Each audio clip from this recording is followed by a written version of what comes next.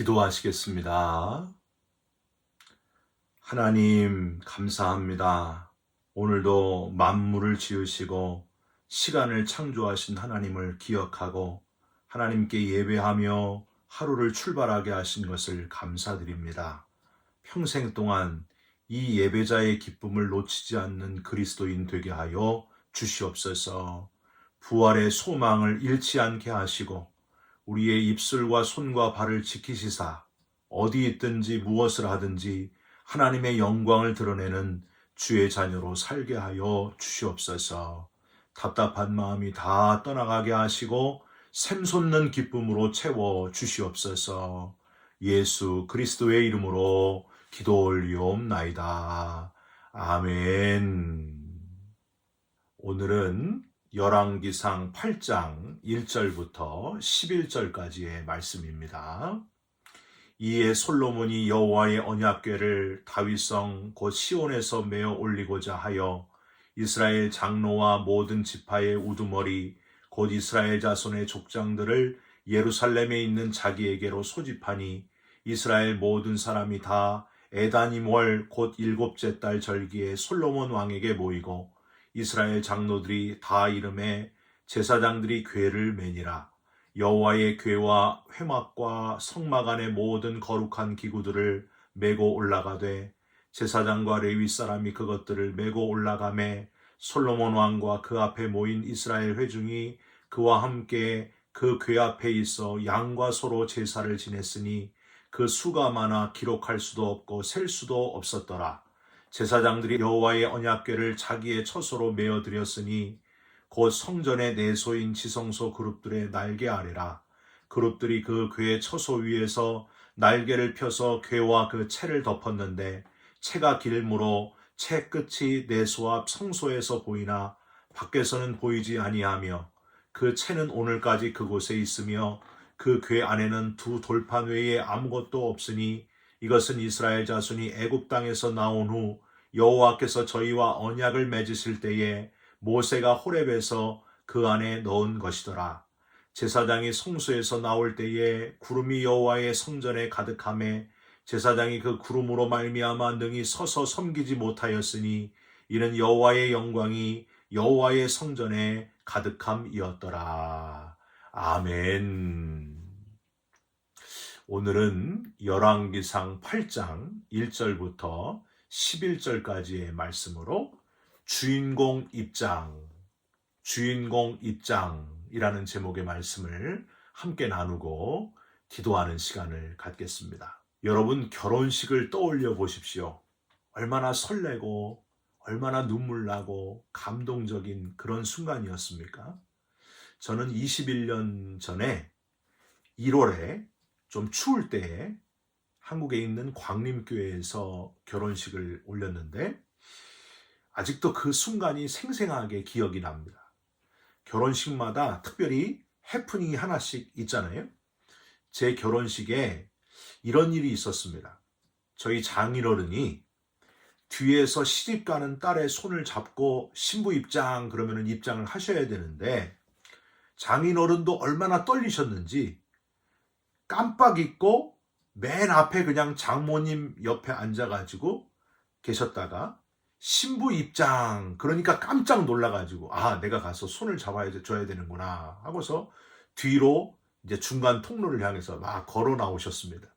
얼마나 사람들이 박수를 치고 웃었는지 그 순간이 잊혀지지를 않습니다. 나중에 장인어른은요, 일부러라도 똑같이 모든 사람의 주목과 박수를 받으면서 걸어 나가서 손을 잡고 다시 들어오고 싶다. 그렇게 말씀하시더라고요.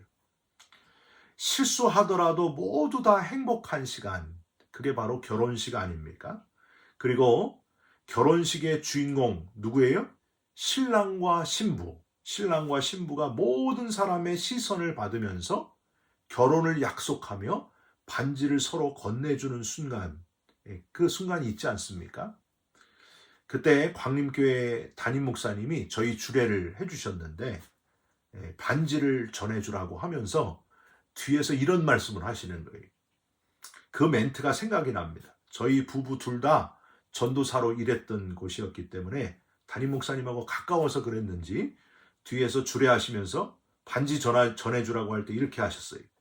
자, 이제 신랑이 신부에게 반지를 끼워주겠습니다 하시고, 자, 신랑 그윽한 눈빛으로, 이글거리는 사랑에 불타오르는 눈빛으로 신부 손가락에 끼워주세요 막 이러니까 막 사람들이 웃고 그랬던 생각이 납니다. 얼마나 웃고 떨리든지 손이 막 벌벌 떨면서 집사람 손가락에 겨우 그 반지를 떨어뜨리지 않고 끼워주었던, 얼마나 다행이었는지 그런 생각이 지금도 떠오릅니다. 신랑 신부 행진하기 직전에 이제 신랑 신부를 세워놓고 이제 주례자 담임 목사님하고 이제 사진을 잠깐 찍는데, 그때도 또 말씀을 하시는 거예요. 뒤에서 이런 말씀을 하시는데 너무 웃기더라고요. 웃으면서 사진 찍으라고 하시는 거예요. 아니 얼마나 청첩장을 수도 없이 뿌렸길래 이렇게 사람들이 많이 왔냐. 내가 가수 이문세 결혼 그 다음으로 이렇게 많이 온 건 못 봤다 그러면서 뒤에서 막 저희들을 막 웃기시더라고요. 지금도 기억이 납니다. 너무 감사하고 눈물 나고 행복한 그런 결혼식이었어요. 여러분, 오늘 본문이요, 솔로몬이 하나님의 성전을 다 건축하고 마지막으로 성전의 주인공이신 하나님, 그 하나님의 언약궤를 지성소에 배치하고 있는 그런 장면입니다. 이 장면이 얼마나 감동적이고 특별하든지 마치 결혼식을 하는 것 같아요. 여러분 한번 상상해 보십시오. 결혼식에 신랑 신부가 입장을 하듯이 하나님의 언약궤를 다윗성에서 드디어 지은 하나님의 성전으로 옮겨오고 있는 그 모습. 여러분 1절을 한번 보세요. 이에 솔로몬이 여호와의 언약궤를 다윗성 곧 시온에서 올리고자 하여 이스라엘 장로와 모든 지파의 우두머리 곧 이스라엘 자손의 족장들을 예루살렘에 있는 자기에게로 소집하니. 솔로몬은 그냥 조용히 하나님의 언약궤를 성전에 모셔온 게 아닙니다. 온 이스라엘 백성의 지도자들과 우두머리를 다 소집하고 모든 백성의 주인이신 하나님, 이스라엘의 주인 되시고 세계의 주인 되시고 우주의 주인 되시는 하나님의 성전으로 들어오심을 기뻐하며 온 백성들이 다 함께 환영식을 올렸다고 하는 거예요. 여러분, 우리는 다윗이 하나님의 언약궤를 다윗 성으로 모셔올 때를 기억하면서 오늘 솔로몬이 어떻게 하나님의 언약궤를 다윗 성에서 성전으로 모셔왔는가를 함께 생각해 볼 필요가 있습니다.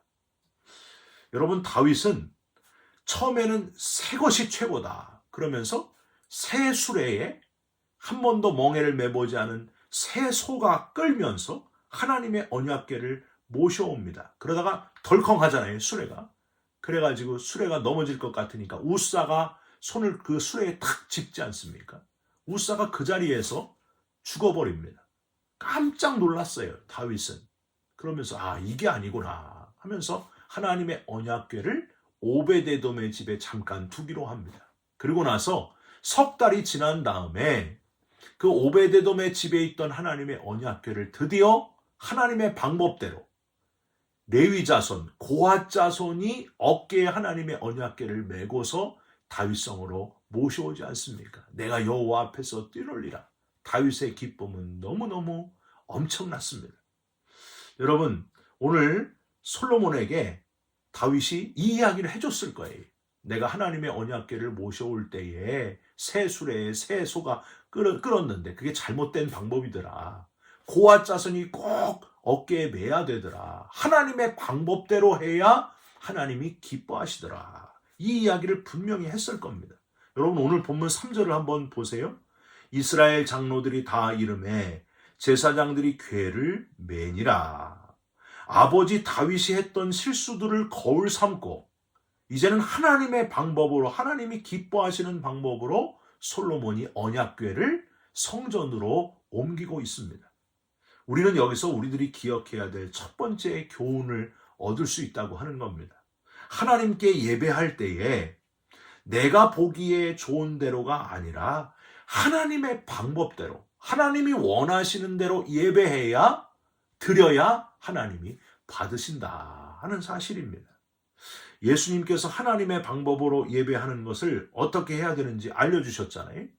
예배하는 자가 신령과 진정으로 예배할지니라. 신령과 진정, 마음속에서 우러나오는 진심으로 드리는 예배를 하나님이 기쁘게 받으신다. 여러분, 이런 예배의 사람이 되시기를, 하나님의 방법으로 하나님이 받으시는 예배를 드리는 자가 되시기를 주님의 이름으로 부탁드립니다. 우리는 자꾸만 내 인간적인 생각으로, 인간의 눈에 보기에 최고의 것으로 의리의리하게 빛나게 그저 사람의 시각으로 보기에 좋도록 예배하면 받으신다 이렇게 착각을 해요. 그게 아니라는 거예요. 거기에 아무리 최고로 비싼 것으로 아주 휘황찬란하게 드린다고 해도 거기에 신령과 진정이 빠지면 하나님이 받으시는 예배가 되지 않습니다. 여러분, 진심으로 마음 중심으로 하나님께 예배하면서 하나님이 기뻐 받으시는 예배를 드리셨으면 좋겠습니다. 또 이런 것도 생각해 볼 수 있어요. 하나님은 거룩한 사람들이 직접 어깨에 하나님의 언약궤를 메고 옮기게 하셨다. 즉, 사람들의 헌신과 직접적인 참여, 힘들지만은 그 드려짐의 행동, 헌신적인 드려짐의 행동을 요구하시는 하나님, 그걸 받으시는 하나님이라는 사실이에요. 여러분, 적어도 다른 때는 모르지만 주일 예배만큼은 우리의 헌신과 직접적인 참여의 모습으로 드려짐의 행동이 있는 그런 예배를 드려야 한다고 여러분 생각하지 않으십니까? 팬데믹 이후로 생긴 그 영상으로 드리는 예배, 저도 지금 영상으로 찍어서 여러분께 지금 전해드리고 있지 않습니까? 영상으로 드리는 예배 어느 정도 이해를 합니다. 몸이 불편하셔서 오지 못하시는 분들을 위한 영상 예배, 또 여러 가지 상황으로 영상으로 밖에는 드릴 수 없는 상황에 있는 분들은 이해가 되지만 적어도 주일 예배만큼은 그냥 가기 싫고 편하게 드리지 뭐 하면서 자꾸만 시각과 청각으로만 드리는 예배에 우리가 익숙해지면 안 된다고 하는 거예요. 적어도 주일 예배만큼은 직접 와서 참여하면서 하나님께 나를 온전히 드리는 그 예배가 돼야 되지 않겠습니까? 여러분 어떻게 생각하십니까? 저는 그래서 개인적으로 주일 예배를 실황 그대로 촬영하는 것은 아직 하지 않고 있습니다. 주일만이라도 직접 예배에 오셔서 내가 걸어서 그리고 현장에서 직접 찬송을 부르면서 예배에 직접 참여하시라. 그런 의도에서 주일 예배 직접 촬영은 아직 하지 않고 있습니다. 사랑하는 성도 여러분, 하나님께 직접 드림이 있는 예배를 드림으로 신령과 진정으로 드리는 예배, 진심으로 드리는 온전한 예배를 드릴 수 있는 저와 여러분이 되시기를 주님의 이름으로 부탁드립니다. 또 하나, 하나님의 언약궤가 모든 성전의 중심이다. 그리고 그 안에 십계명이 중심이다 하는 사실을 또한 여러분 기억하시기 바랍니다. 6절과 7절에 보시면 아주 자세히 하나님의 언약궤가 어디에 배치되었는가 아주 자세하게 설명하고 있는 모습이 보입니다. 마치 결혼식에서 신랑 신부가 어디 서 있어요? 온 하객들이 다 보이는 그 중심에서 서가지고 카메라 라이트를 받고 조명을 받으면서 모든 이들의 관심을 집중시키는 그 모습을 연상시키면 돼요. 그러니까 하나님의 언약궤가 지금 성소 그리고 그 지성소 안에 가장 중심에 위치되도록 솔로몬이 지금 그렇게 배치하고 있는 모습을 보게 됩니다. 6절 중간에 보시면 성전의 내소인 지성소에 위치했다. 즉 가장 중심에 위치했다 하는 표현이에요. 9절도 한번 보세요.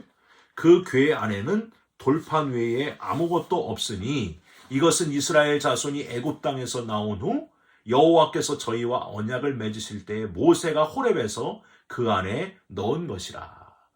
여러분 원래 하나님의 언약궤 안에는 세 가지가 있지 않았습니까? 여러분 뭐 있었어요? 십계명뿐만이 아니라 만나를 담은 매일매일 양식, 만나를 담은 금 항아리, 그리고 아론의 쌍난 지팡이, 이렇게 세 가지가 들어있었습니다. 학자들은 하나님의 언약궤가 블레셋에 뺏길 때에 십계명 외에는 나머지 두 가지, 만나 금 항아리하고 하나님, 그 다음에 아론의 쌍난 지팡이는 소실되었다, 이렇게 의견을 모으고 있습니다. 감사한 것은 세 가지 중 그래도 가장 중요한 십계명, 하나님의 말씀은 그래도 뺏기지 않았다고 하는 거예요. 여러분, 가장 중요한 중심인 지성소에 하나님의 언약궤가 위치하고, 그리고 그 안에 십계명이 있었다 하는 것. 역시 성전의 주인공은 누구시다? 하나님이시다. 아무리 성전을 최고의 재료로, 아무리 가장 크고 금빛나게 지었을지라도 주인공이 빠지면 그냥 쓰다가 언젠가 무너지고 말 그런 건물밖에는 안 된다는 거예요. 주인공 누구?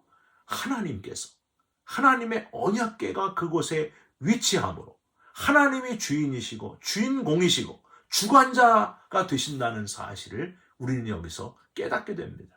그리고 십계명, 하나님의 말씀이 바로 중심이라는 거예요. 저와 여러분의 삶의 중심이 하나님의 말씀이요, 기준이라는 사실이에요.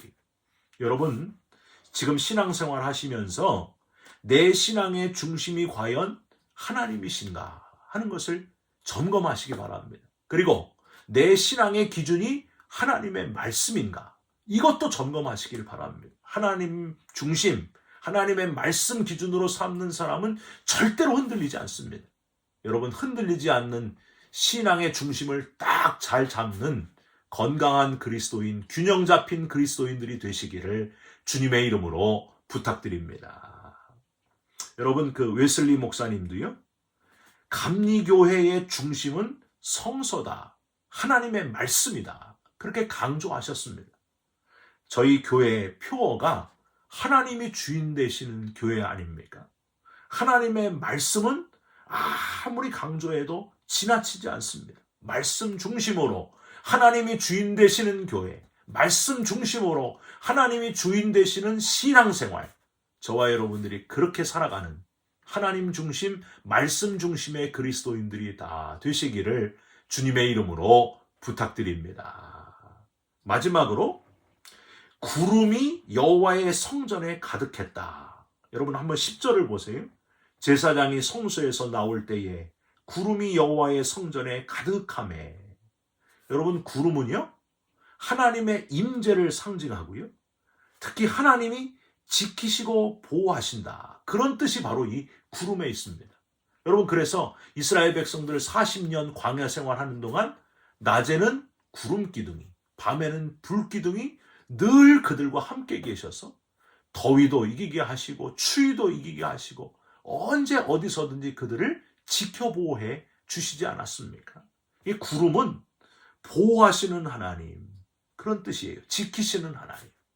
여러분, 저와 여러분을 하나님이 지키시고 보호하시는 구름의 하나님이심을 잊지 마시기 바랍니다. 하나님의 방법대로 예배하고 하나님이 주인 되시는 그리스도인은 하나님이 지키시고 보호하신다. 언제까지? 영원까지. 세상 끝날까지 영원토록 하나님의 자녀들을 지키시고 눈동자와 같이 지키시고 주의 날개 그늘 아래 품어주시고 안전하게 지켜 보호하신다. 구름이 바로 그런 의미가 있는 겁니다. 시편 121편 3절에서 8절 말씀으로 오늘 말씀을 마감하려고 합니다. 여호와께서 너를 실족하지 아니하게 하시며 너를 지키시는 이가 졸지 아니하시리로다. 이스라엘을 지키시는 이는 졸지도 아니하시고 주무시지도 아니하시리로다. 여호와는 너를 지키시는 이시라. 여호와께서 내 오른쪽에서 내 그늘이 되시나니 낮에 해가 너를 상하게 하지 아니하며 밤의 달도 너를 해치지 아니하리로다. 여호와께서 너를 지켜 모든 환난을 면하게 하시며 또 내 영혼을 지키시리로다. 여호와께서 너의 출입을 지금부터 영원까지 지키시리로다. 아멘. 오늘도 하나님이 저와 여러분을 어떻게 지키시고 보호하시는지, 그 하나님의 보호하심을 경험하시면서 하루를 살아가는 승리하는 그리스도인 다 되시기를 주님의 이름으로 축원드립니다. 기도하겠습니다. 하나님, 솔로몬 성전의 주인공은 하나님의 언약궤, 바로 하나님이셨습니다. 우리 인생의 주인공도 하나님이신 것을 잊지 않게 하여 주시옵소서. 하나님의 말씀 붙들게 하여 주옵소서. 하나님이 지키시고 보호하신다는 사실을 깨닫고 감사하면서 영광을 돌리는 우리의 삶이 되게 하여 주시옵소서. 예수 그리스도의 이름으로 기도 올리옵나이다. 아멘. 하늘에 계신 우리 아버지여, 이름이 거룩히 여김을 받으시오며 나라가 임하옵시며 뜻이 하늘에서 이룬 것 같이 땅에서도 이루어지이다. 오늘 우리에게 일용할 양식을 주옵시고 우리가 우리에게 죄진 자를 사하여 준 것 같이 우리 죄를 사하여 주옵시고 우리를 시험에 들게 하지 마옵시고 다만 악에서 구하옵소서. 나라와 권세와 영광이 아버지께 영원히 있사옵나이다. 아멘. 여러분, 오늘도 하루를 살아가시면서 하나님 내 삶 속에 입장하여 주옵소서. 하나님 내 삶의 주인공이 되어 주옵소서. 하나님 나를 지켜 주옵소서. 하나님께 기도하시면서 하루를 승리하시기를 바랍니다. 여러분 사랑합니다. 축복합니다. 감사합니다.